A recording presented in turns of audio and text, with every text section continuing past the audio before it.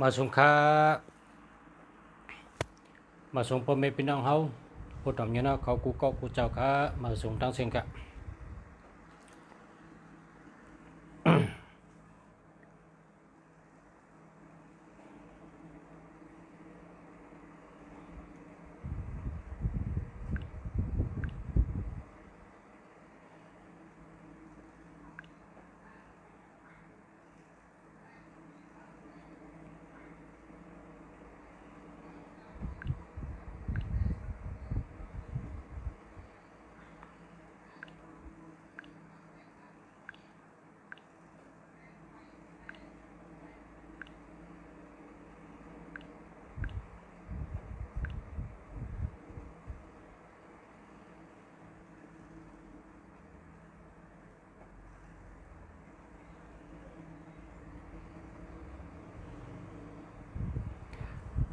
เข้ามาแล้วย้อนเอาโหเมมือhàng đi tiếc xe bắn cú coค่ะ1 xeค่ะเนาะ1 xeค่ะ1 xe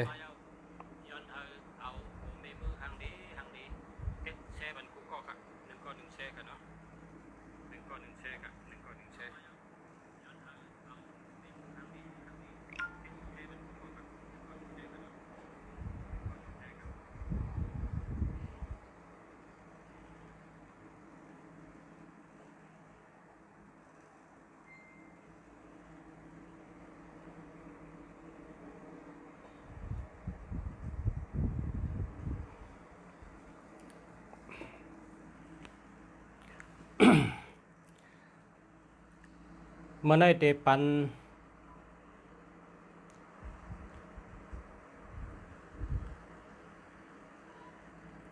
พอเจอตื้อมีพรดีเตะๆนะพอเจอตื้อมีพรดีเตะๆคนก็เล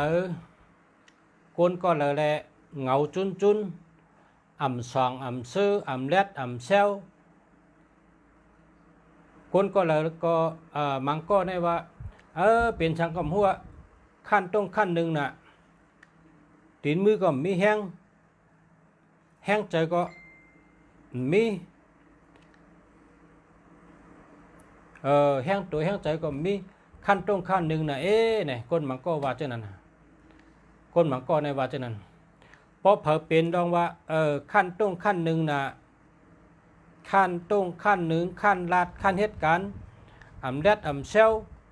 เงาจุนเพราะเผอเป็นจังไหนนะลุงสัตว์ในลาดในไร่แกงเมื่อไหร่เพราะเผอกว่าอยู่ที่เลอกว่าอยู่เฮิรนเหม่อหอเหม่อและอยู่อ่ำจอมเชื่ออยู่ดีกินวันอ่ำนั้นก็ตั้งแต่ไข่กับอยู่กันนั้นอ่ำเหมือนเก่าโผเมไก่ตอกแดกกันไก่มอเมกันเมื่อกูปอกได้ห้ำเป็นตัวเหลียวในไก่ตอกแดกกันนะไก่มอเมกันนะเจ้านั้นอะไรสังมังก็ว่าตั้งแต่ไม่อยู่กันในได้กว่าเหตุการณ์ก็เปิ่นหักค่ะเปิ่นไข่รัดต่อค่ะเปิ่นปอกไข่อุบค่ะปอกไข่ด้วยนาคาในย้อนชังหนังกาวามาในเตลัดในไล่แกมันเพราะเผอไข่หู้ว่าไหนย้อนเธอแช่ปันพอแช่เพราะว่าเผอมาแช่ถึง100ก็เตลัดเพราะว่าเผอแช่มีถึงปากว่าในเตลัดเพราะมันไปถึงปากนั่นไปลัดก็วางเป็นของดีเมื่อกูปอกในลุงชาอ่ำไรกว่าเห็นปิญญาที่เขาและไรกว่าจ่ายเงินปันเปิ้น1 ปอกเฮง5 ปากเฮง5 ปากเฮง5 ปากและก็จ่ายปันเฮ็ดจังไหนเนี่ยเงินเฮง5 ปากเงินไทยเนี่ยและก็จ่ายปันเขากูปีเมื่อกูปอกในไรใกล้กับจ่ายปันเขาก้อยกะเผอถึงลุงชาไรกะเห็นหูมาเย้า ลุงชาก็ในต่างกรุงชาเขาเฮาก็หู้ปิญญาเขาหู้ความลับเขา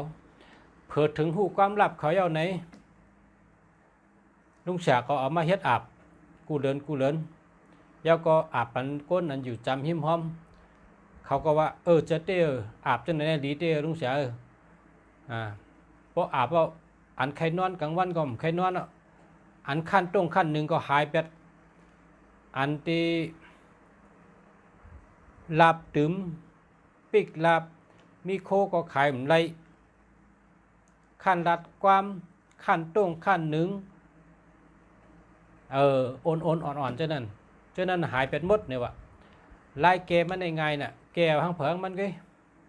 นะลายแกมันเลยเชียงเงินเลยเชียงคำนะเฮ็ดห้างเผิงมันหรือเสียเฮ็ดทางกล้วยเจ้าเก่าไรดี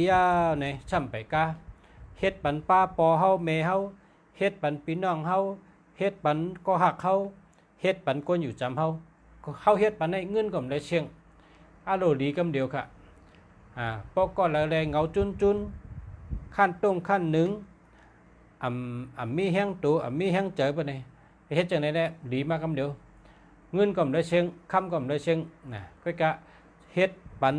เอาเม็ดตาให้เลยเฮ็ดปันก็นะได้เชียงเงินคำจอยปันเปิ้นไรพอเฮาได้เชียงเงินให้ได้เปิ้นทำมาจอยเฮาทำดีขึ้นในเปิ้นก็จวมพอเปิ้นเปลี่ยนจากนั้นพอเฮากับจอยเปิ้นทำเชียงเงินเปิ้นทำได้ดีขึ้นเนี่ยเปิ้นก็จวมเพราะว่าจวมมาเนี่ยพอจวมในไรก็สัวนะพอจวมมาไรก็สัว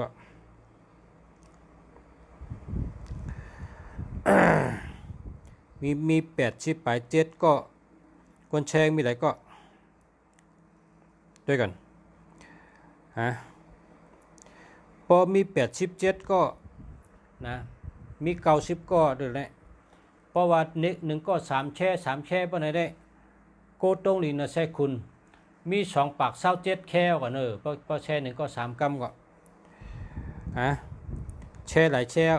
ล้อมด้วยก่อนเมื่อเดี๋ยวนี้มีปากปลายมาถึงปากปลาย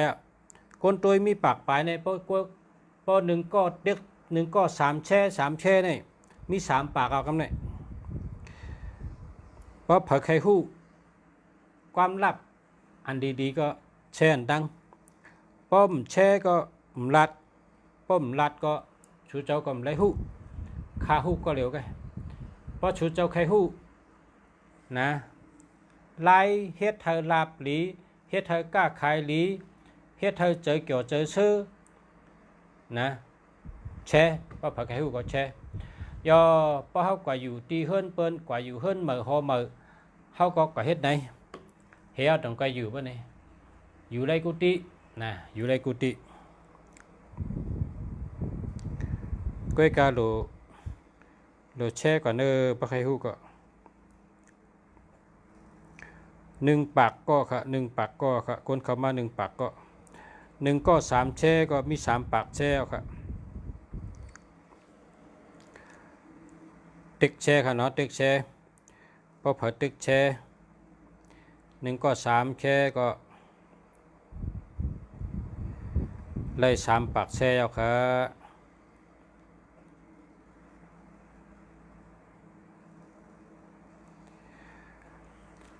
อาเมลกัทธาลีอาเมลปิญญาลีก็โลย้อนกุ้งสางอ่อนตั้งอันนี้ได้เป็นกุ้งสางในเฮาแช่ปันในค่ะเนาะเฮาแช่ปันกูก็เพราะว่าคนเข้ามา1ก็กด3แช่นะเมื่อเดี๋ยวนี้มีปากไปคนแช่โดยเลยมี3ปากพอแช่ปันเปิ้นได้ขึ้นใหญ่มาสูงขึ้นใหญ่มาสูงขึ้นใหญ่เฮืองขึ้นใหญ่เฮืองนะขึ้นใหญ่เฮืองชูเจ้าไรกับปิญญาก็ไรกว่ากินเถิกหลุดเถิกกว่าเฮ็ดกินก็ไรกว่ายาเปิ้นก็แค้นกว่าเฮ็ดเปิ้นก็ได้ดีแช่ยาวค่ะแช่ยาวค่ะแช่ยาวขอบใจนะแช่3แช่ให้ไหนกว่าแช่ยาว3แช่เนาะก็ได้เนาะแล้วกัดด้วยดีชุด YouTube ไปกำด้วยแช่3แช่ในก็ได้ด้วยกำมีหลายแช่ค่ะ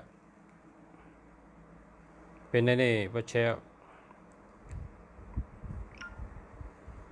แช่เอาค่ะเนี่ยคนแช่มี90 6แช่ทาง4แช่ก็ทาง4แช่ก็เต็มปากกดทาง4ก็กดทางเพราะว่าโมเดลใน96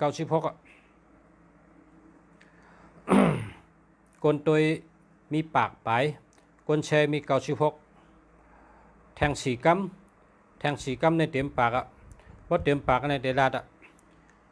ลายเฮ็ดเธอลาบหลีลายเฮ็ดเธอตัวเกี่ยวเจอเกี่ยว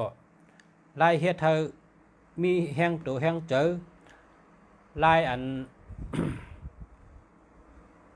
เฮ็ดให้เจ้าเก่าเป็นคนมีลับ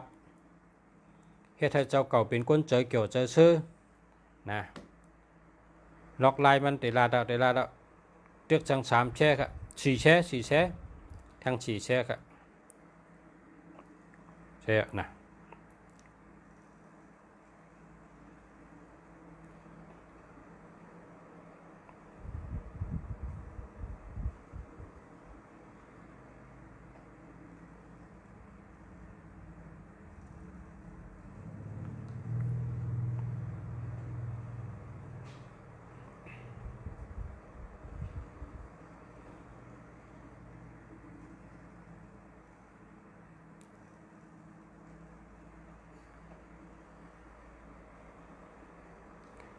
แช่เจ้าครับ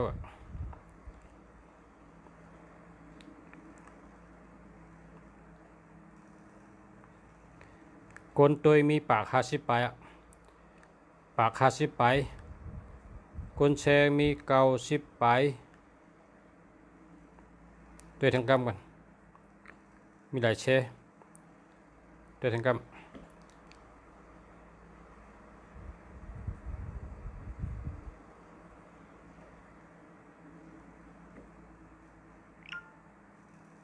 กำในแต่มีปากไปอ่ะกลแชมีปาก39แชขอบใจค่ะขอบใจค่ะขอบใจเต้ๆบ่ๆขอบใจใหญ่นำค่ะขอบใจใหญ่นำค่ะพอเฮ็ดจังไหนได้ขึ้นใหญ่มาสูงอ่ะเอากันว่าป้ากันเป็นข้าวเย็นเป็นข้าวอุ่นน้ำขุ่นเป็นน้ำเสือเจอเดียวกันเพราะจังไหนได้อ่องกูเมียวขึ้นใหญ่มาสูงกูเมียว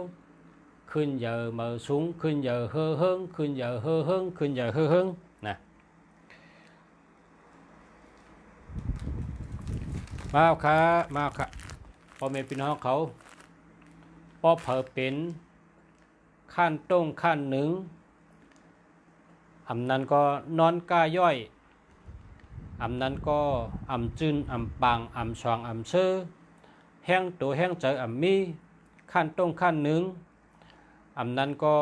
กลางวันในใครนอนที่เพราะมึง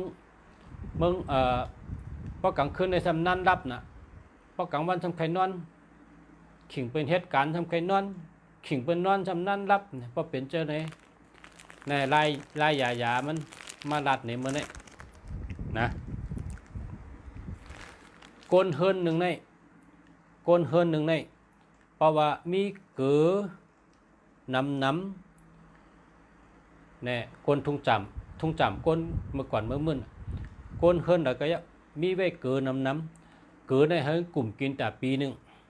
นะคนกุปอกเปิ้นไว้เกินเป็นหนึ่งอ่ะในเฮิรนหลังหนึ่งโหลไรมีเกินน้ำในเฮิรนหลังหนึ่ง2โหลไรมีข้าวสารน้ำในที่2นะข้าวสารในอยากไปให้ย้อมให้มีเตรียมแต่เสเพราะเป็น1ควายก็1ควายตาเส1ทางก็1ครั้ง1ทางตาเสนะทุ่งจำคนกุปอกเมื่อในได้ออกมาลัดลองพอเผอเป็นก้นก้าขายอำไรพอเผอก้นเหตุการณ์ขั้นต้นขั้นหนึ่งพอเผอค่ายกับอยู่ที่มือเฮาอยู่ดีกินหวานเฮาอย่าไปมีปัญหาปะนี่เฮ็ดจังไหนครับนี่ครับพ่อแม่พี่น้องเขาอันนี้เป็นเกลือเขาอันนี้เป็นเกลือเขาเสิร์ฟกินพักนี่ครับเป็นเกลือเขาเสิร์ฟพักนี่ครับเกลือเต้ๆเนี่ยนะนี่เป็นทงเกลือเขาเนี่ย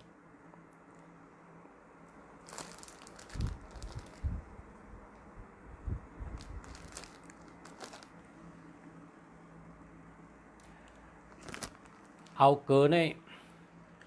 1ถุงพอเป็นเมืองไทยใน1กิโลนะ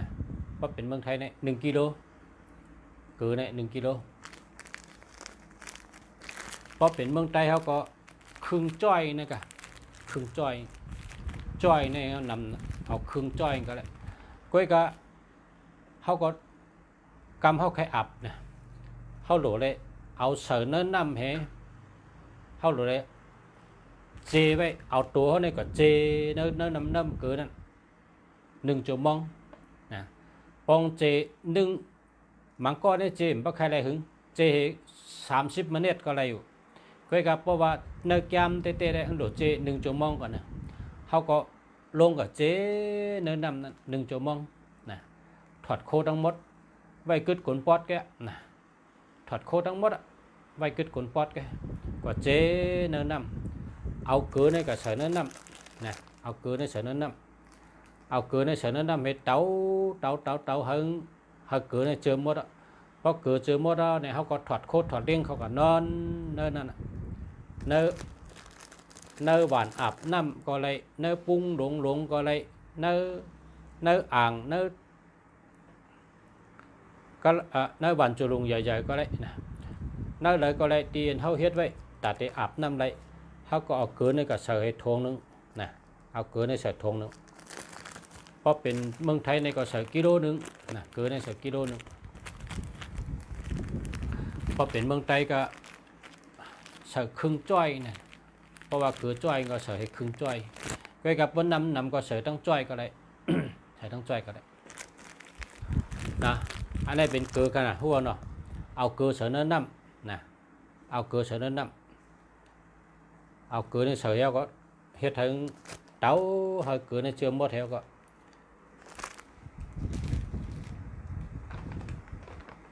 ในซ้ำเป็นโดยจำเนี่ยที่เมืองใต้ห้องจังนะครับอันนี้เป็นห้องว่าโซตานะอันนี้ห้องโซตาอันนี้อ่านว่าโซตาเนี่ยโซตาอันตั้งหนึ่งในห้องว่าแพ็กกิ้งโซตานะแพ็กกิ้งโซตาแพ็กกิ้งโซตานะแพ็กกิ้งโซดาเนี่ยพวกตั้งไทยเขาห้องตั้งเมืองไทยในเป็นห้องว่าแพ็กกิ้งโซดานะอันนี้เป็นโซตาค่ะเนาะเป็นโซตาเอาโซตาในใส่ลงกับให้3 โจ๊ะนะเอาโซตาในใส่ลงกับใส่เนื้อน้ำ3 โจ๊ะเนื้อน้ำนั้นใส่เกลือกิโลนึงแล้วก็เอาในใส่3 โจ๊ะค่ะนะ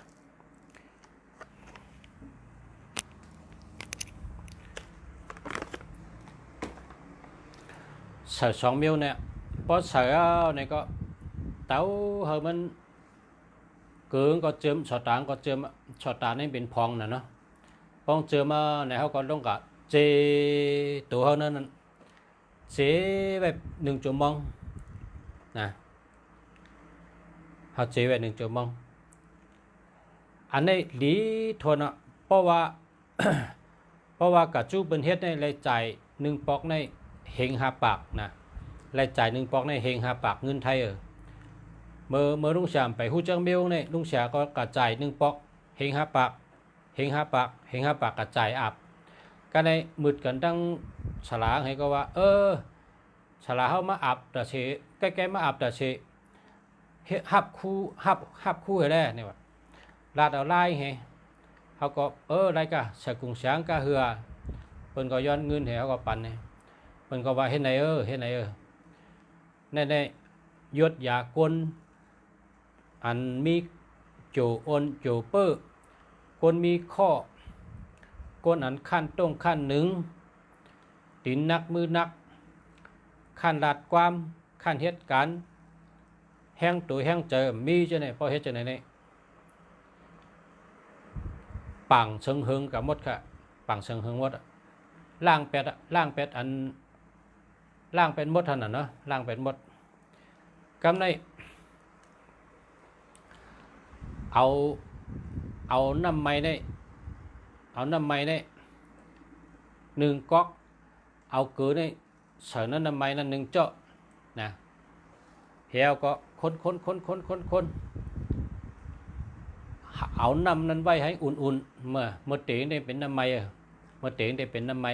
เขาก็ไว้ให้กำนึงให้อุ่นๆ ป้องอุ่นๆห่อมัดถอกใส่ช่วยพ่อยวนปากเขาวนปากเขาถมแป๊ดวนปากเขาถมแป๊ดวนปากเขาถมแป๊ดที่ไหนน่ะน้ำอุ่นนั่นน้ำอุ่นน้ำอุ่นน้ำไม่นั่นเอาเกลือใส่จ้องเฮียก็วนปากเขาถมแป๊ดวนปากเขาถมแป๊ดล่างปานในกงคอนะเปิ้นว่าไล่กินยาอันวยอันหังอำนั้นก็เปิ้นนิกนามนะอำนั้นก็เปิ้นนิกนามอำนั้นก็โจเปื้อโจอ้นกิ้งน้อมตอมซบตอมปากเปิ้นเซเปิ้นเน่จื้มใจก็เปิ้นเน่อำตันว่าก็เปิ้นว่าอำตันเน่ก็เปิ้นเน่ลาบก็มีใจก็เจาะแห้งตัวแห้งใจก็มีพอเป็นจังนั้นได้อาบกำเดียวค่ะอาบ1 เดือน 1 ปอกก็เลยนะอาบตันวันใดก็อาบวันนั้นกันนะตันวันใดก็อาบวันนั้นอันนี้ได้หลีว่าเลียนะหลีแต่ดีว่าปังเซิงเฮิงกับกำเดียวกันเนี่ยเพราะอาบปังเซิงเฮิงมีลาบมากำเหลียวนะตัวคิงเขาตัวคิงเขาก็เบาทงหงนะเพราะว่ากาเปลี่ยนหูเหออันอยู่จำตัวเขาเนี่ยเกิดดังสตานั้นล่างหูเหอเขาเนี่ยหูเหอเขาเนี่ยนำนะวะพอล่างไปในหูเหอในป่องกูหูกำในเขาเป็นคนเจอใกล้นะเจอใกล้เอาเหตุการณ์ก็ใกล้ตัวก็ใกล้เจอก็ใกล้แห้งตัวแห้งเจอแห้งตีนแห้งมือถัดเจอมีขึ้นมากำเดียวครับในข่าวว่ามีพี่น้องเขาเมื่อในเสียเมืองดีไล่เอาอาเบลดีมาลัดบรรพเมพี่น้องผู้ทำยินของเขาแมนเมื่อในวันที่31 10 เหรียญ2 เฮง21นะ2 เฮง21เมื่อพุกเนี่ยได้เป็นวันที่1แล้วก็11 เหรียญแล้วก็2 เฮง21เมื่อพุกเนี่ยได้มี1 4 โตนะ1อะไรมี4 โตวันที่1ในตัว1 11 เหรียญนั้น2 โตทำ2011ทำเป็นตัวทั้งหมด1มี4 โตเมื่อพุกเนี่ยนะเมื่อพุกในกลางวันออก4 ลูกป่องเจอกันเนาะค่ะเนาะนะเลือเสียในก็กำในเพราะเขาเด็กก็อยู่เฮิรนเหมือนะเพราะเขาเด็กก็อยู่เฮิรนเหมือเขาเด็กก็อยู่ที่เหมือเขาก็เฮ็ดจังไหนกันน่ะเอาน้ำเกลือเฮตั้งสอดตาให้พอลอกกันกับแพทย์ในหอในเฮิรนอันที่เขาเด็กอยู่นั่นก็ไรนะเพราะว่า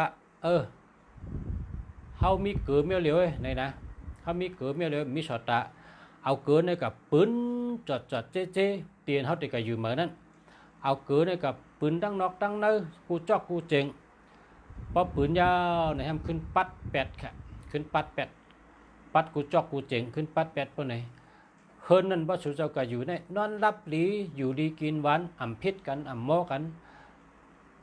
เจอเกี่ยวตัวเกี่ยวก็อยู่เฮิรนเหมือหอเหมือทีใดก็เฮ็ดนั้นนะอันพอก็อยู่เฮิรนเหมือก็เอาเกลือในปืนจอดเจ๊เกลือนี่เป็นอันแก่ปยกะอันเปิ้นนึกนำเฮ็ดให้โจอ้นกิ้งน้อมโจเปิ้อโจแปะจังนั้นนะโจเปิ้อโจปะจังนั้นมันเกอะไรหมดเกลือเนี่ยนะเกอะไรหมดมันดีนะพระชูเจ้าอาบน้ำเกลือเพื่อในชูเจ้าได้ฮู้ไงอาโจมันใหญ่นะอาโจใหญ่นะกวนเท่าในเพราะว่าอาบน้ำเกลือเพื่อในมีถัดเจอในแก่นแข็งขึ้นมาคำเดียวครับอยู่ดีกินหวานใจเกี่ยวใจสว่างใจชื้อใจเกี่ยวใจชื้อใจมนใจชื้อมาคำเดียวครับนะเฮ็ดขนาดมันในไรของเดียวเนาะกำในซ้ำข้าวยามก็คือถูกเลอเช่นในก็เพราะใครถามตัวหมายจากลัดหมายพงเต็มมากครับนะขาดแต่ตัวอะไรก็ตัวกันนั่นกันเต็มมาเพราะพอใครถามก็ถามมาค่ะเนาะเพราะว่าลุงเสียเนี่ยเป็นคนเฒ่า เพราะอ่านนำก็น้ำตาออกก็อ่านได้ก็คือก็อ่านกันนั่นอ่ะพอไม่พี่น้องเขาเมื่อว่าถามบ้านนำแกอ่านเย้าเลยเมื่อไหร่มาถามแทงใดครับยินดีตัวปานุครับถามเขามาขนาดก็เลยใครถามจริงก็ถามเขามาครับ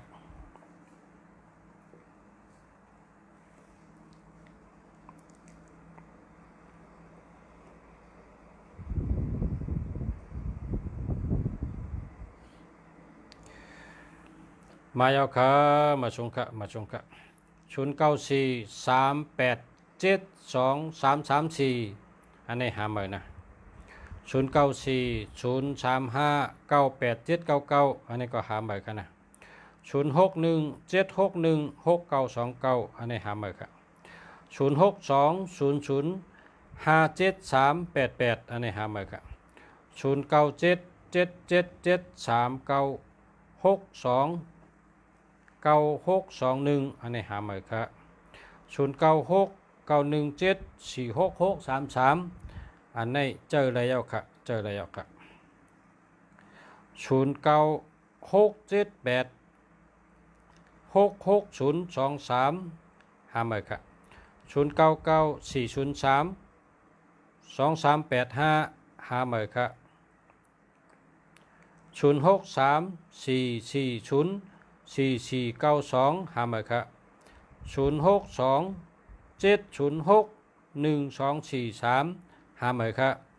0945697375หาใหม่ครับ0968805671หาใหม่ครับ0866849558เจอแล้วครับ0633422279หาใหม่ครับ0944449965เจอแล้วครับ0968964853เจอแล้วครับ0966323301หาใหม่ครับ0622761214หาใหม่ครับ0830812317หาใหม่ครับ0815828561หาใหม่ครับ0629285915เจอแล้วครับ0987627789หาใหม่ครับ0952101114หาใหม่ครับ0661425340หาใหม่ครับ0629186825หาใหม่ครับ0661425340หาใหม่ครับ094234154116เจอแล้วครับ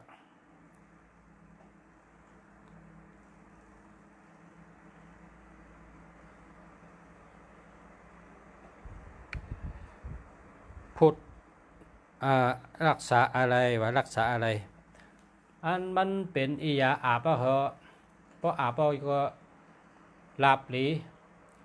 ตัวเกี่ยวเจอเกี่ยวเจอช่องเจอซื้อมีแห้งเจอมีแห้งตัวเจอไหนค่ะมันแคมนะมันแคมหรืออับมันเหมือนจังเขาอาบน้ำมะขอนอาบน้ำมะขอนในก่อนนึงเดินเบอเขาก็อาบน้ำมะขอนอาบน้ำมะขอนในพวกอาบแล้วกันต่อค่ะ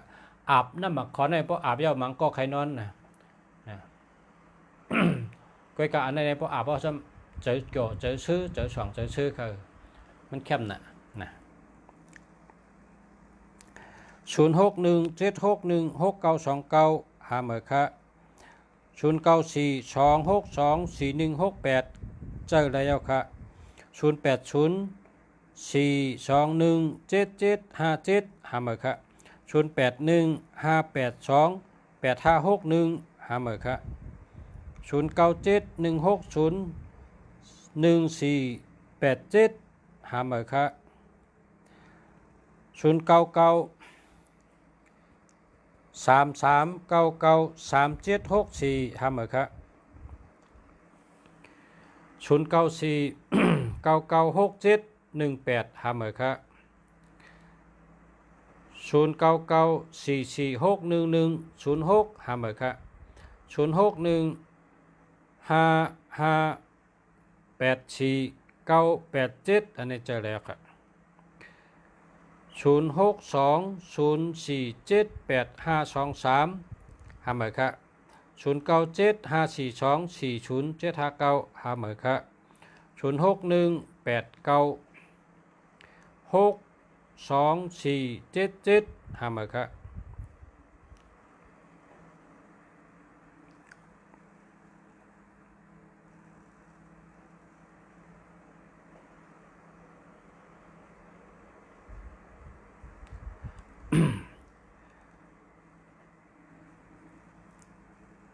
วันนี้ผมสั่งเต็นท์นะไม่เห็น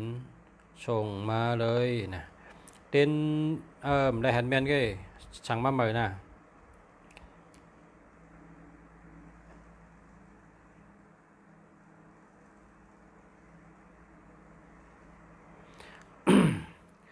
0654732766หาเหมือนค่ะ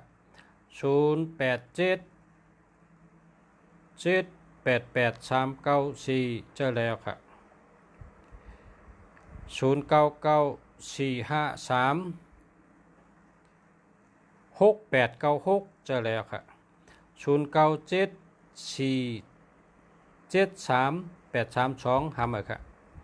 0945383968เจอแล้วค่ะ0629288591เจอแล้วค่ะ0477016669หาเหมือนค่ะ0634816324หาเหมือนค่ะ0828755471เจอแล้วค่ะ0945546696เจอแล้วค่ะ0654813459หาเหมือนค่ะ0969166855เจอแล้วค่ะ0946615641เจอแล้วค่ะ0660102005หาเหมือนค่ะอ่านยังหมดอ่ะเมื่อในอ่านแก่นะเมื่อในอ่านตั้นกูก็นะอ่านแก่นะคนอ่านเด็ดเมื่อใน0615496683นี่ก็เจอแล้วครับ0944520268หาเหมือนครับ0925536692เจอแล้วครับ0920844025หาเหมือนครับ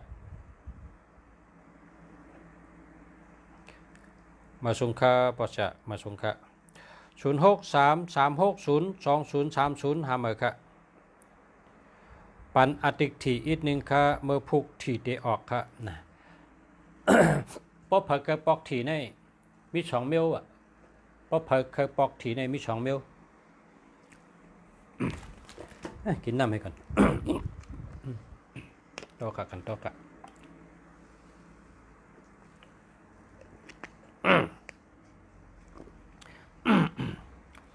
ป๊อเผยเคยปอกถีในมี2เมลอ่ะพ่อแม่พี่น้องเขาต้องไว้ครับป๊อเผยเคยปอกถีมี2เมลป๊อเผยเคยถูกหวยมี2เมล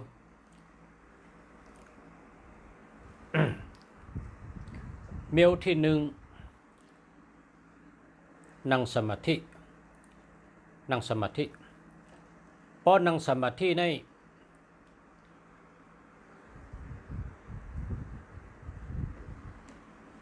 โตกันนั่นอันจำเจ้าเก่านั่นน่ะ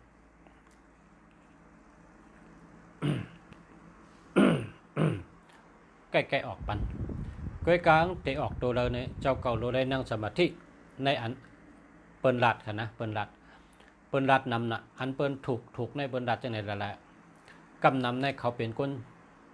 มี2ข้อเนี่ยที่เขาเฮ็ดเนี่ยข้อที่1เนี่ยให้นั่งสมาธิพอนั่งสมาธิในมังปอกกองเตะออกตีนำปัดกานำปัดโลด นำปัดเฮิรนนำปัดพงเจ้าเก่าเพราะคนนั่งสมาธิเนี่ยมันได้ออกหิมตัวเขาในค่ะคนนั่งสมาธิเนี่ยมันได้ออกหอบตัวเขาเนี่ยตีงก็ตีงมันก็อันมันได้ออกหอบตัวเขาเนี่ยหิมห้อมตัวเขาเนี่ยอันเนี้ยบางคนนั่งสมาธิจังว่ามีคนถามมาเมื่อไงว่าเมื่อพุกเนี่ยถีที่ออกอะใครปอกถีพวกจะปันตัวถีที่ออกรุ่นเนี่ยมี2 เมลก็ลายเฮ็ดถึงไรปอกถีเนี่ยที่หนึ่งใน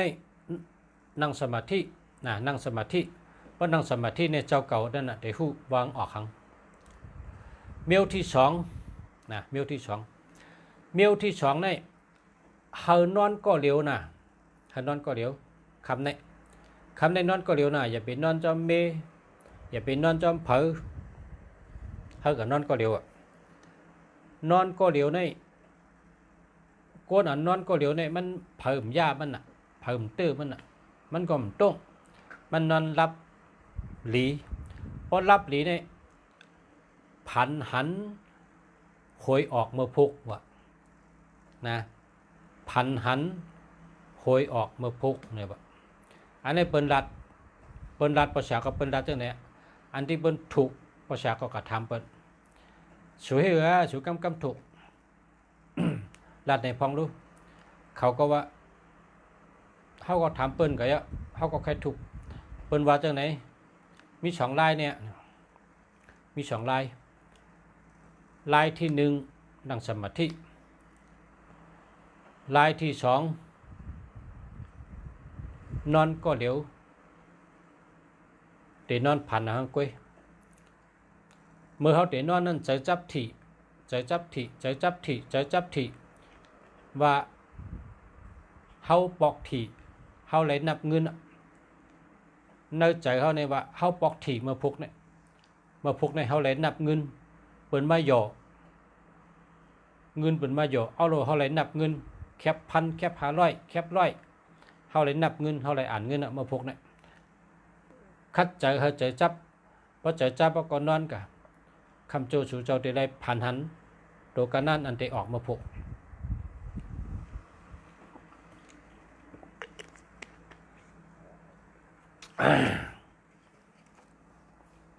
กันต่อค่ะกินน้ำบานนะ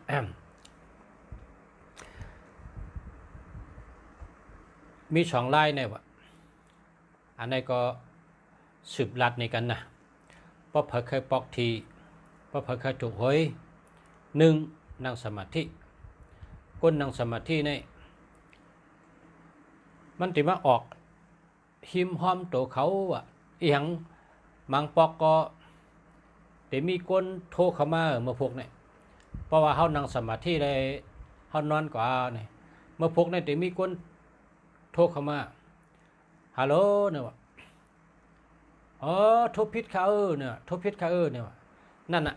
นำปัดพงก่อนโทรพิษมาเขาน่ะแต่ไม่กำเดียวเขาก็ชื่อทีเขาได้ถูกนะเขาก็ชื่อทีเขาได้ถูกห้ามแทงเมล1เขานั่งสมาธิเฮียนอนรับก่ะเมื่อพุกก็เขาลุกนั่งสมาธิเต็มเจ้ากำลังจะมีคนโทรเข้ามาโทรมาถึงอันเป็นสายที่1นั่นน่ะสายที่1ว่าเมื่อนั้นมันก็เหตุการณ์เมื่อนั้นต้องอยู่เฮิรนใครว่าก็ว่าเป็นคนรู้จักกันโทรมาเขาก็เตรียมเอานำปัดพงกำเดียวว่ะเตรียมเอานำปัดพงกำเดียวเฮียก็ซื้อทีว่ะในคนอันนั่งสมาธิเขาถูกมันได้ออกหิมห้อมตัวเขาเนี่ยมันได้มีอยู่หิมเขานั่นออกในคนนั่งสมาธิเขาลัดแทงมิวซ้ำคนนอนผันแมนเนี่ยหลุดไรนอนก็เหลวอ่ำนอนหิมเผออ่ำนอนจำเผอพอเขานอนจำเปิดในพอเปิดตุ้มเขาก็ตื่น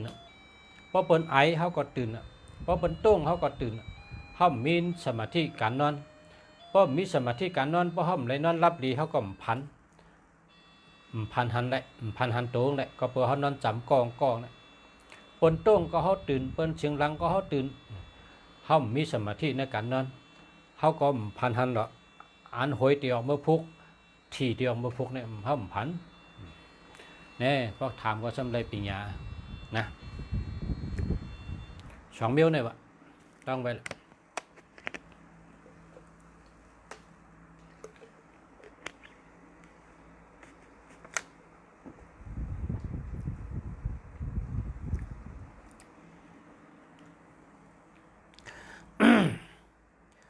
094 297 6168ค่ะ063 527 9809ค่ะอันในมี80และ27ก็เมื่อไกลจะมี76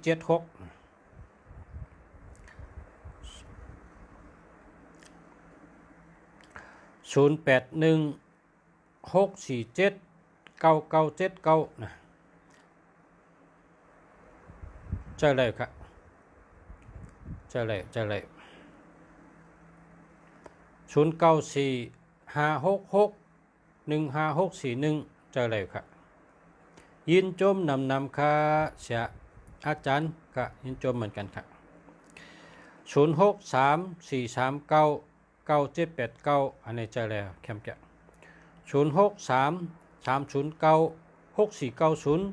อันนี้หาเมื่อนะ0877875153เจอแล้วครับ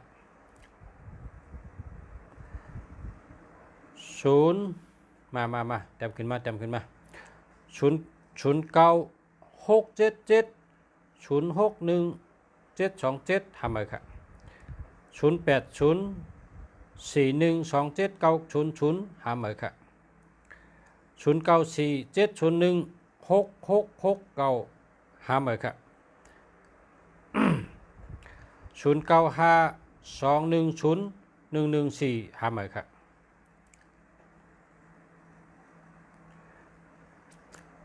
0988388495นะเจอแล้วครับเจอแล้ว096945607753หาเมื่อครับ0654875773มี73หาเมื่อครับ736นะมี73 0967811987นะหาเมื่อครับ0945343551จะแล้วครับ0999362482จะแล้วครับ0656399687จะแล้วครับ0944828951หาเมื่อครับ0948759939จะแล้วครับ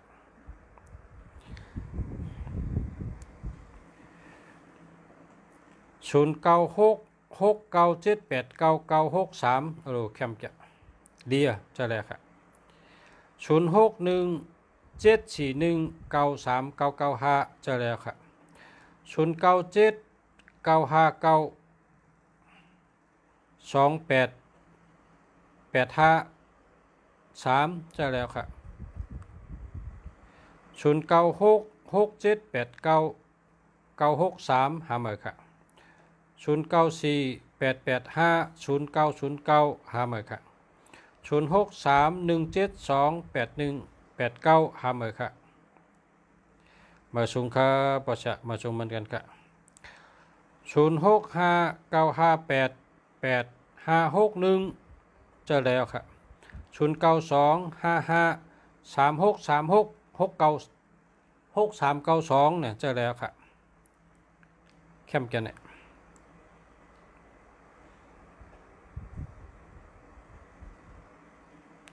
0943760085หาเมื่อครับ0898520611หาเมื่อครับ09664850 0985114ได้เจอแล้วครับ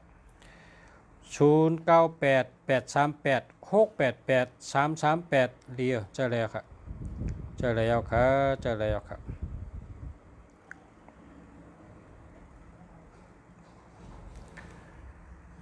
097595285553เจอแล้วครับ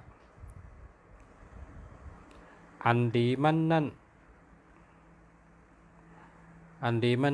ให้ดีหมดเอาค่ะให้ดีหมดกันเนาะ087588กำลังได้อ่านแต่เนาะใครกะไว้น่ะ0823488109หามือค่ะ0657654775หามือค่ะ0942727198หามือค่ะ0897506102หามือค่ะ0824918918นี่เนาะหามือค่ะ0945884238เจอแล้วค่ะ0969166855เจอแล้วค่ะ0932965487เจอแล้วค่ะ0966909086นะหามือค่ะเป็นไต้เมาเนาะเต็มดิกไต้เมานั่นแหละเป็นไต้เมาในหามือค่ะ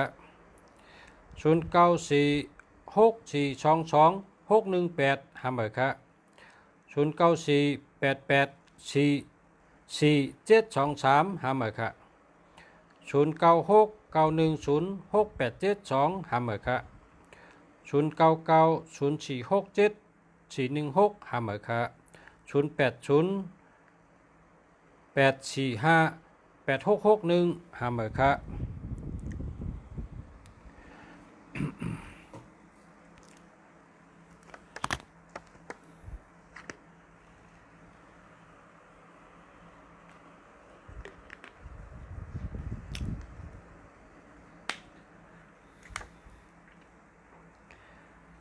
พอเพอเคยไร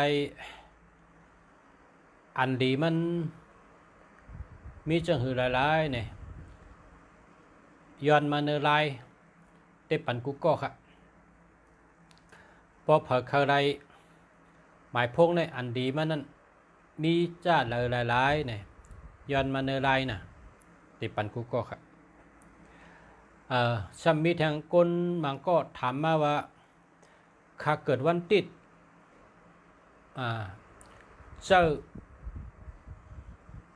หมายพงอันเดอแมนคะนะประชาธิรัฐปันว่าคนเกิดวันติดใน159นะพอเผอเกิดวันติดก็เจ้า159พอเผอเกิดวันจันทร์เจ้า249พอเผอเกิดวันอังคารเจ้า6359พอเผอเกิดวันพุธเจ้า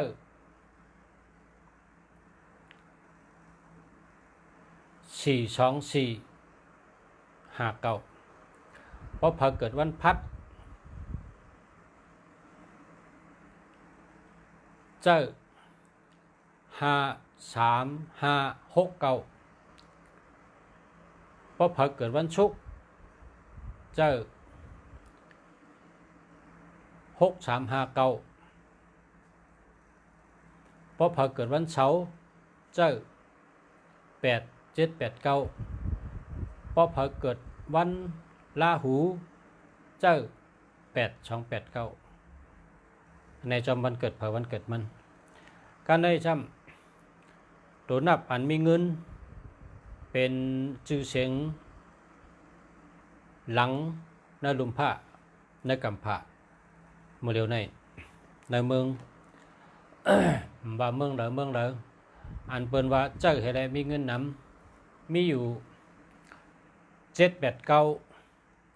289 456 168 782 6363 6395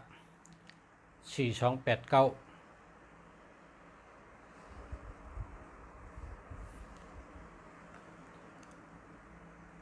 เจอในเป็นตัวนับขึ้น ขึ้นอยู่เป็นมังสาเป็นนางสามีมันเนี่ยนะเป็นพระเอกนางเอกมันจะ เป็นอันเปิ้นไผก็ใครไผก็ใครเจ้าไผก็ใครมีไผก็ใครเป็นเจ้าของมัน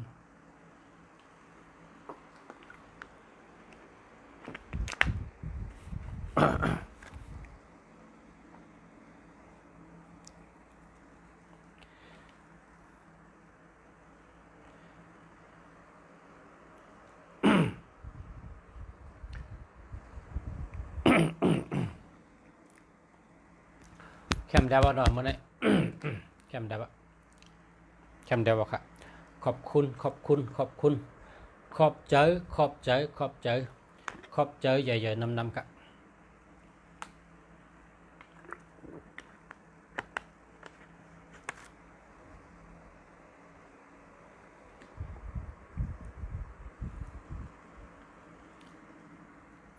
เพราะว่าก็เลยโหล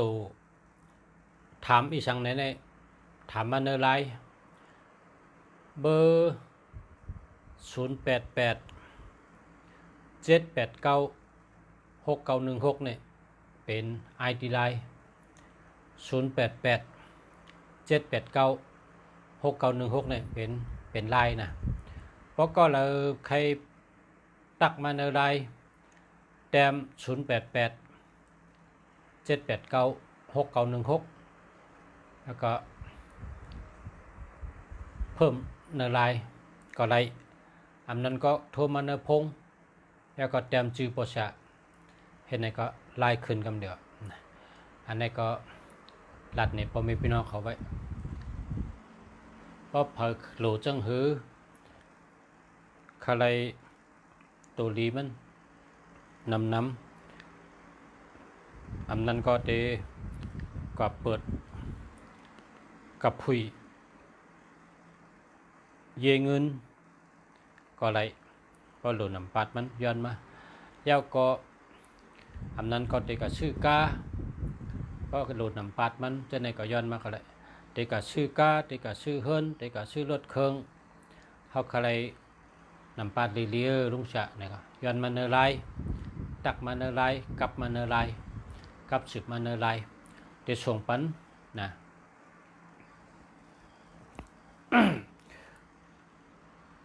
เฮา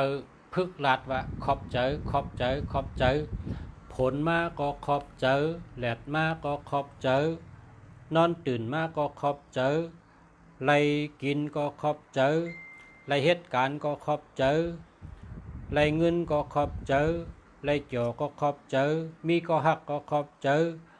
ซึ่งคือก็เฮาหมอขอบใจขอบตัวเฮานะเฮาได้เป็นคนขึ้นใหญ่มาชุง ยาวก็เตลัดกามคอหนึ่งเมื่อไงเตลัดกามคอหนึ่งกามในมีกาคันนะกามในมีกาคันเพราะว่าเจ้าเก่าเตเฮ็ดสังในเจ้าเก่าอย่าไปลัดในเผอเฮาเจ้าเก่าว่นเจนจ้าและทัดสังพอว่นเจนจ้าทัดสังเย้าถามตัวเจ้าเก่าว่าถูกดีเฮ็ดเอาไหนเฮาเฮ็ดกว่ากำเหลียวนะเฮาเฮ็ดกว่าติ๊กอย่ากึดอย่าลือเจ้าเก่าได้เป็นก้นอ่องมันได้เป็นก้นขึ้นอย่าเหมือสูงได้เป็นสัตเทอ่ำห้างก้อยกะเพราะว่าเจ้าเก่าว่นว่าเตเฮ็ดสังในซ้ำก่อนลาดในเปิ้นเนี่ยเปิ้นนั่นมันเป็นเปิ้นมันเจอเจ้าของเฮาอันได้แหละเป็นเจ้าของเฮาออกเฮาโหใจเฮามือเฮาตีนเฮาตัวเฮานี่แหละเป็นเจ้าของเฮาพอเฮาเตะเฮ็ดสังเฮาหลวนหางกล้วยทัดสังหางกล้วยถามตัวเจ้าเก่าหางกล้วยเมื่อเลยว่าเจ้าเย้าไหนเฮาเจ้าเก่าเฮ็ดกว่ากำเดียวละ ก้นเจอไหนเนี่ยเป็นก้นขึ้นใหญ่เหมือสูงเป็นก้นมักก้นมีเป็นสัตว์เทขึ้นใหญ่เฮือเฮิงเป็นสัตว์เทมห้างตูดแตกมันเหมือนเจ้าหือในว่าสลาวสอนว่าเหมือนหนังเฮาไปเฮิรนออกกว่าอย่างที่หนึ่งนะเฮาไปออกกับอย่างที่หนึ่งอย่างที่สองอย่างที่สามอย่างที่สี่อย่างที่ห้าที่หกที่เจ็ดที่แปดที่เก้าใครไก่ก็คือก็ไก่เฮาไปกว่า1 วัน1อย่างเฮาก็ติดถึงกันนั้นยาวเฮาตื่นติดถึงห้างตีนเฮาไข่กานั้นตีเฮายังอ่านไว้นั้นเฮาตื่นติดถึงห้างนี่น่ะเป็นเจ้านั้นเขา เพราะว่าเฮาเตไปกว่าเพราะเฮาสำลัดในเปิ้นอันว่านั้นเปิ้นเตว่าอย่าไปกว่าอะไรตั้งเฮือหลายๆแกอย่าไปก้อยกว่าตึกเป็นข้าวโพนอย่าไปก้อยกว่าเปิดถอมทั้งเอ็นก่อนเนี่ยเมื่อนั้นไปกว่าตังบ้านก้อยกว่าเนี่ยนั่นเจอเปิ้นเตลัดจังนั้นเปิ้นเตคัดขวางเฮาได้กว่าเพราะลัดเนี่ยเปิ้นพอเฮาเตขึ้นร้อยได้สูงว่าสูงอ่ะพอเฮาเตขึ้นร้อยพอเฮาลัดเนี่ยเปิ้นว่าขาดได้ขึ้นมื้อนึงจิกร้อยเปิ้นโกนต่างก้อนให้เขาเตว่าอย่าไปขึ้นเฮ้อหลายๆแกร้อยสูงว่าสูงพอไรเห็นตัวเตขึ้นเฮียงฮู้เจ้าเมื่อเราเตถึงคิดเจอฮะการลัดเตขึ้นจิกร้อยนั่นนะพอเฮาลัดนี่เปิ้นเตเฮ็ดให้เฮาแห้งใจแห้งตัวเฮาในตกว่าพอเฮาวนได้ว่าเฮาได้ขึ้นจิกดอยสูงนั่นน่ะเฮาวนว่าเฮาได้ขึ้นเฮาก็ลุกเอายางที่1ให้เอาตีนเฮาขอนชายเนี่ยยางที่1เนี่ยออกเฮิรนกะกำยางเฮาก็ยางขึ้นดอยกำยางอ่ำหึงอ่ำนั้นเฮาก็ได้ขึ้นว่าจุกเนื้อจิกดอยนั่นแหละลอยสูงลุกนั่นก็อยู่ใต้ผาดินเฮาก็อยู่ใต้ผาดินเฮาก็พอเฮาอ่ำกะขึ้นลอยลุกนั่นเฮาละเอียดมันก็อยู่ใต้ผาดินเฮาเลยเฮาได้เห็นตัวเห็นแกพอเฮาขึ้นแต่ก้อยกะพอเฮาคัดใจกำยางเฮายางขึ้นจิกดอยสูงก็อยู่ใต้ผาดินเฮาก็เฮาได้เฮ็ดสังก็พอเจ้าเก่าวนว่าหรือไรเฮ็ดเนี่ยอย่าไปลาดเพ้อเฮาเฮ็ดกะละคนเฮาในมีผีเปิดตูผีเปิดคิงกูก็ผีดีผีแมทเปิดตูเปิดคิงเมื่อเจ้าเก่าวนได้เนี่ยเจ้าเก่าเฮ็ดกว่าละสังว่ามันอ่องก็เป็นนาการดีของเจ้าเก่าสังว่ามันอ่องก็เป็นตอนสอนเจ้าเก่านะต้องไว้ละกามจะในเป็นสอนในห้องเฮ็ดนั่นแหละต้องไว้นะเฮาเตะสังก็เฮาอย่าไปกะลัดในเปิ้นเพราะเฮาลัดในเปิ้นในเขาเตะยะตั้งยังอ่านเขาเตะยะแห้งใจเขาเตะยะตั้งยังอ่านเพราะฉะนั้นเฮาเตะเฮ็ดสังเฮาวนได้เฮาเฮ็ดติ๊กอย่ากึดอย่าลือเฮ็ดกว่าจำหนังยังอ่านสังว่ามันอ่องมันหมันก็เป็นของดีของเฮาสังว่ามันเป็นการก็เป็นตอนสอนของเฮาก็เฮาเลยตัดสินใจก็เร็วเฮ็ดกับก็เร็ว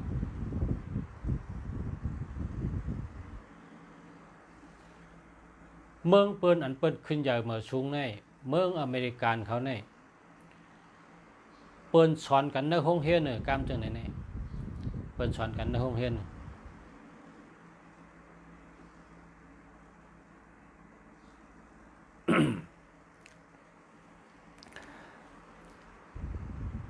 ตาเฮอก้นใน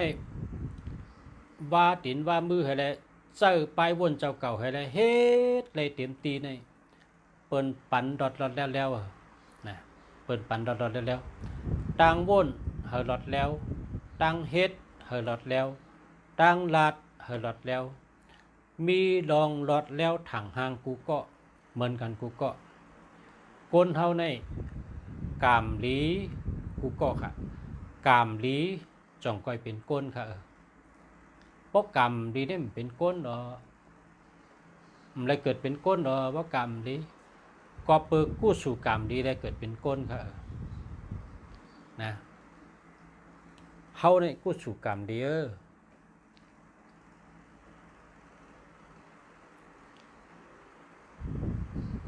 แทงคอหนึ่งนะโหเปานะโปรแกรมไทยในเปิดห้องว่านายก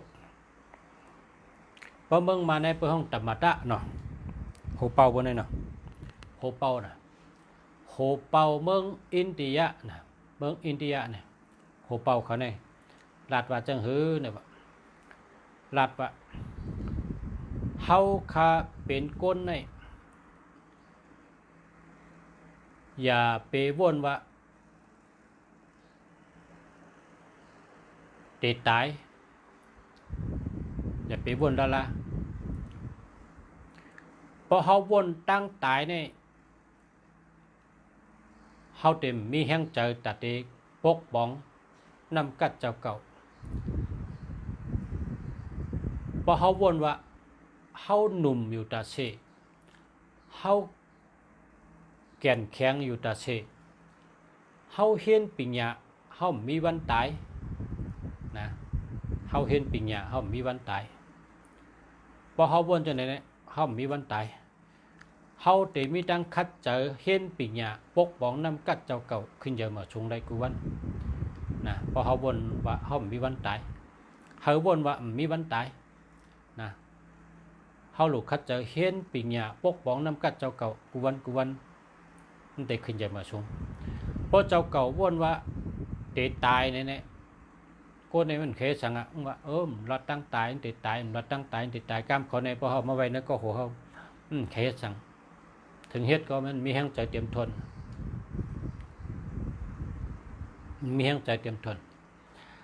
cam này xem anh conมึงเขเขาก็ไวไตก็ไวขาก็ไวอันเปิ้นไวนำนะเนี่ยเปิ้นห้องว่าเทพพระเจ้านะเทพพระเจ้ากวนอูเทพเจ้ากวนอูในมันหลาดกามในมันหลาดในมันเป็นขอความจันสูงดาเสมันเป็นขอความจันสูงดาเสมีปอกหนึ่งซึกเปิ้นในมี700,000นะซึกเปิ้นในมี700,000ซึกมันเจ้าจะมี20,000ไงกำในผู้จัดการถามมันว่าเทพเจ้ากวนอูเปิดมี700,000ในเจ้ามีชึก20,000แกเจ้าติกตึกเป็นเป้ไรอยู่5มันทำตอบว่าเนี่ยมันตอบว่าชาลาเฮาคากวน700,000นั่นเพราะอยู่ในตาก้นต่างก็ด้วยและอยู่ในตาชาลาด้วยได้เจอกวน700,000ก็กะเนื้อสายตาขานี่แหละ700,000นี่เป็นมุนเป็นแมงอ่อนเล็กๆน้อยๆตอมอยู่จ้อมกองขี้ไก่เพราะข้าเอาหลาบขานี่กวาดกะจังไหนนี่ปิวกะมันหนังพองมุนนั่นทั้งหมดข้ามันว่าจังไหนคน700,000นี่ได้ปิวกะทั้งหมดก็เปิดมันมีความหลาดจันสูงถัดเจอจันสูงน้ำเจอจันสูงตาเสียได้ต่อจัวสักมันเนี่ยมันกดตึกอะไรของเป๊ะที่ค่ะมันเป๊ะที่พอเปิลหันมันเนี่ยมันดำไปพันเปิลพวกแข็งไว้ท่ามันพอตรงแล้วมันโกนตัวมันก็ยาวหอกมันก็ยาวตัวมันก็ยาวมากมันก็ยาวเปิลก็โกมันไว้เพราะเปิ้นหันกับเปิ้นบ่โกธายาวก็กามลาดมันก็จือเจอตาเสกามลาดก็จันชุงตาเสนะครับเฮาเขาว่าเหมือนอย่างในหัวเป่านะหัวเป่าอันเปิ้นสั่งสอนก้นนี่นะเฮาคาโลดลาดคอความอันปันแห้งโตแห้งเจอและหลัดความอันมีแห้งตัวแห้งเจอแล้วก็ดัดลองดีนะดัดลองดีพอดัดลองดีในจักแก้วเวลาในถัดอันดีนั่นเด็กเข้ามาในตัวเขาเพราะชูเจ้าแค่จำได้ว่าใจเต้ นะชูเจ้าจำได้ตัวชูเจ้านะชูเจ้าจำได้ว่า3บ้านได้เปลี่ยนคำเดียวแต่รัดในไล่จามมันปอกลางคืนเตนอนในนะปอกลางคืนเตนอนในเฮาบ่นว่าไล่คืนคู่ไล่เป็นชิกเป็นชิกเป็นชิกเป็นชิกว่าเฮาบ่นแต่3มันทับกันบ่นว่าไล่คืนคู่ไล่เป็นชิกเป็นชิกเป็นชิกเป็นชิกก้อยกะก้นอันคืนมาตั้งหลังเฮาได้นำน่ะเฮาซ้ำได้เปลี่ยนก้นก็ที่1อันคืนกับอันตั้งหมดคู่ไล่คู่ไล่เป็นชิกเป็นชิกเนี่ยเฮาบ่นจังนั้นเข้าตั้ง3บันนะป้อมบ่นก็ลาดออกซบก็ได้ย่ำนั้นก็เตรียมก็ได้นะเตรียมติดว่าไหลขึ้นคันไหลก้วยกาไหลขึ้นอ่อนตั้งเปิ่นหมดเตรียมนำก็ได้ว่านำก็ได้ว่นนำก็ได้ข้าวตั้ง3บันชูเจ้าเตหันว่าอันชูเจ้าว่นอันชูเจ้าลาดอันชูเจ้าเจนจานนั่นเป็นมาคำเดียวกันมีก้นก้อหนึ่งมันยุ่มฉลานะมันยุ่มฉลาวลาดในมันเป็นความได้ละแค่ลาดว่าอะไรขึ้นไหลอะไรขึ้นชิกที่1อ่อนตั้งเปิ่นขึ้นมาจำหลังเป็นแถวแค่ลาดจังไหนก็ขาดได้จ้ำลาดด้วยกันมันลาด3วันนะพอถึงวันที่4นี่อาเลิกอาเลนี่ไพ่มันจำก่อยวะไพ่มันเฮินมันได้กับยิ้มคนไหลเปิ้นเฮินหิมห้อมเหี่ยวก็มาขึ้นคันไหลวะเมื่อมันขึ้นชอมไพ่นั่นจะมีคนมายิบมันเป็น2-3ก้อยิบมันก็ไรมันกันในพอมันชอมไพ่มันยอเนี่ยมันขึ้นวนถึงกล้ามฉลามว่าฉลาเขาเจอลาดว่าขึ้นคันไหลไรขึ้นเตี้ยรู้กับแน่เนี่ยมันจะขึ้นฉึบพงกับจุฉลาเขาลาดให้ขาขึ้นคันไหลขาไรขึ้นเตี้ยข้ามหูตัวยิดยาวว่าขาชอมขามีไพ่ขาพยาวในก้นอันยุ่มฉลาช้อนกับฉลาช้อนในห้องเฮ็ดเนี่ยกองใช่มันอยู่มันมือว่าจังไหนกองเปลี่ยนเต้ไหนมือเฮ็ดนั่นน่ะในก็เป็นลายจามแบบเป็นเต้เนื้อจักแก้วลาในมันเหมือนจังสันแรกนั่นเพราะเขาลาดในความลาดเท่านั้นที่เป็นแต่จันมาเหมือนหนังเขาลาดนั่นนะเพราะชูเจ้าใครเพราะชูเจ้าอยู่จำเผยเนี่ยชูชัดตีด้วยว่าก้นอันขี้ลาขี้ท่าขี้ป้องขี้กินนั่นนะเขาเตียกูไม่ว่าปัญหาในชีวิตเขาเนี่ยในจัดปานเขาเนี่ยเขาเตียปัญหานำเลยเปิ้ลยาวก็ก้นตีอำลาดชังทั้งวันชัดตีชอบก้าหมดตาเชนั่นคนจะนั่นเขามีอยู่ในสติอยู่ในสมาธิดีอยู่ในศีลธรรมคำชูมีปัญหาสังลองอยู่ดีก็มชูมีลองปัจจนาปัญหาต่างเบลก็มชูมีมันเนื้อจักแกวลาเนี่ยมันตัวก้นเนี่ยเป็นอันสันแดกค่ะมันได้จันเอาทัดเข้าคาวาสังน้ำเมียวนั่นได้มาจูเข้าคาว่นสังน้ำเมียวนั่นได้มาจูเข้าคาเจอจับสังน้ำเมียวนั่นได้มาจูเขาที่เป็นจำเจนั้นนะกับเพราะฉะนั้นเพราะเขาใครขึ้นใหญ่เหมือชุ้งเพราะใครมักใครมีนะเขาโลจำสัตเทจำก้นมีดังหูจำภูมิปัญญานะแต่เขาจะได้ก็อยู่จำก้นมีปัญญาก้นมีเงินคำก้นมีดังหูในหยาบหนามจ้าแต่เขาจะได้ก็จำเนี่ยเปิ่นปันเขาจำหรอกให้อะไรจำเนี่ยเขาเอาใจเขาในค่ะเอาใจเขาในมี3 มิลขนาดก็โหเจอถาดแท้เจนจ้าถึงวนถึงเจนจ้าถึงวนถึงอันเขาใครเปลี่ยนนั่นนะสัตเทเนี่ยให้เขาเลยกันนั่งอุบมันไรยินมันอุบนี่เขาไรหันมันเฮ็ดไรตัวมันเฮ็ดนี่เขาเป็นก้นวนหางกล้วยแกเต้เขาไม่ได้ก็อยู่จำเขาก็ปันเขาอยู่จำตาเต้ก็อยู่จำชัดเทว่าก้นมีปัญญาก้นมีปรามีว่าใช่ไหมนี่มีข้าวยำหรอเต้เขาได้ก็อยู่จำเป็นเขาจำพี่เขาเลยจันเอาทัดเขามาเป็นแห้งเขาเนี่ยเขาวนหางกล้วยค่ะวนว่าอะไรอยู่จำเขาอะไรอยู่หิมเขาอะไรหันเขาอะไรด้วยเขาอะไรเยืองเขาอะไรยินเขาสอนเขาเนี่ยวนน้ ถัดจังไหนเนี่ยพอเขาวนติ๊กๆวนติ๊กนี่วันมาเขาเนี่ยจะเป็นชัดเทเขาจะเป็นชัดเทเนี่ยซ้ำชัดเทหรือเขานั่นก็ไรนะเพราะว่าเขาเพราะว่าเขาเอาถัดเขาเข้าสู่เขาแล้วนะเหมือนจังว่าถัดกู้กันนะถัดกู้กันอันที่พี่น้องใต้เขาสอนกันว่า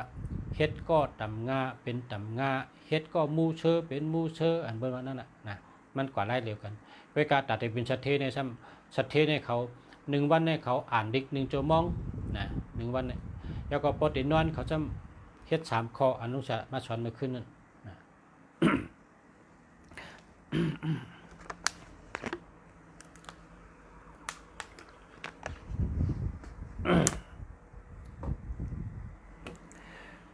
แทงเอ็นปรับอันเจิงนุชารัตเนี่ยแต่เป็นมาดิกได้เจ้าภูมิปัญญาชงเขาเปิ้นคัดเจอปีหน่อยเร็วๆเนี่ยมึงนั่นแต่ได้อ่านแต่ได้หันกันลองว่าเฮ็ดถือได้เป็นก้นอ่องมันเฮ็ดจะหือเป็นชัดเทเปิ้นได้เป็นออกมาทีเดียวเป็นดิกได้จบมาค่ะขอบใจค่ะพ่อแม่พี่น้องเขาขยำแล้วค่ะย้อนชูเฮพ่อแม่พี่น้องผู้ทำเย็นกูก็กูเจ้าย้อนเฮอยู่ดีกินวันให้การขึ้นใหญ่มาส่งกูก็กูก้นค่ะกูก็กูเจ้าตั้งเสกกันเนาะย้อนเฮกูก็กูเจ้าเลยอยู่ดีมีเงินห่างดีกึกปืนกูก็กูก้นขามาส่งขา